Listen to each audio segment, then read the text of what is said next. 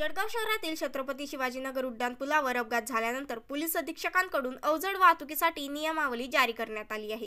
आकाशवाणी चौक ते टावर चौक दरम्यान अवजड वाहतुकीसाठी वेळ निश्चित करण्यात आली असून काही हरकती असल्यास मागवल्या आहेत। जळगाव शहरातील वाहनांच्या रहदारीमध्ये मोठ्या प्रमाणात वाढ होत असून दिवसेंदिवस नवीन वाहनांची प्रादेशिक परिवहन विभाग जळगाव यांच्याकडे मोठ्या प्रमाणात नोंदणी होत आहे।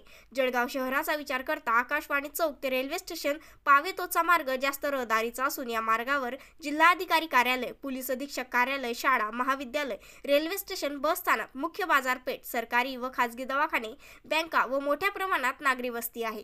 जळगाव शहरातील रेल्वे स्टेशन व बस स्टँड करिता नागरिकांना जाण्यासाठी नेहरू चौक ते रेल्वे स्टेशन हाच मुख्य मार्ग उपलब्ध असून जळगाव रेल्वे स्थानकावर येणाऱ्या व जाणाऱ्या नागरिकांची मोठ्या प्रमाणात वर्दळ असते।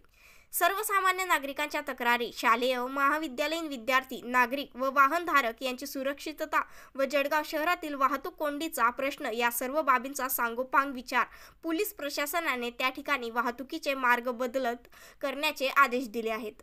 पुढील प्रमाणे आहेत बदल आणि वेळ। आकाशवाणी चौक ते रेल्वे स्टेशन पावेतो जाणारे सर्व रस्ते व रेल्वे स्टेशन टावर चौक, नेरी नाका चौक, अजिंठा चौक तसेच नेरी नाका ते स्वतंत्र चौक पावेतो जाणारे रस्त्यांवर जाण्यास व येण्यास सर्व प्रकारच्या खासगी, लक्झरी बसेस व अवजड वाहनांना राज्य परिवहन मंडळ बसेस वगळून सदर मार्गावर प्रवेशबंदी करण्यात येत आहे।